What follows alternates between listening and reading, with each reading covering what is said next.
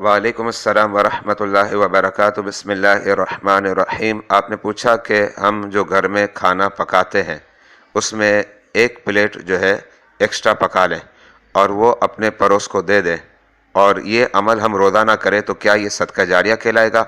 तो इसका जवाब ये है कि आप जो एक्स्ट्रा खाना पका कर पड़ोस में देंगे ये सदका तो कहलाएगा, बल्कि यही सदका नहीं है।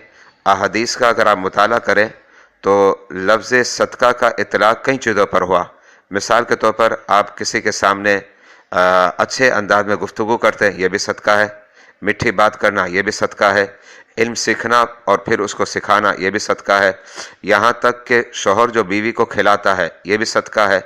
बाप अपनी औलाद को खिलाता है ये भी सदका है। और औलाद अपने वालिदैन की जो खिदमत करती है ये भी सदका है। बहरहाल ये सब सदक़े कहलाते हैं और इन तमाम सदक़ात को सदक़ाए नाफिला कहते हैं। ये सदक़े अलग हैं और वो सदका जो हम गरीबों फ़कीरों में देते हैं आमतौर पर वो सदक़ात अलग हुआ करते हैं। अच्छा, अब इस पर यह पूछना कि ये जो है सदका जारिया कहलाएगा? सदका जारिया तो नहीं कहलाएगा। सदका जारिया उसको कहते हैं कि जब आप सदका करें तो उस वक्त आपको अजर मिले और उसके बाद फिर अजर मिलता रहे।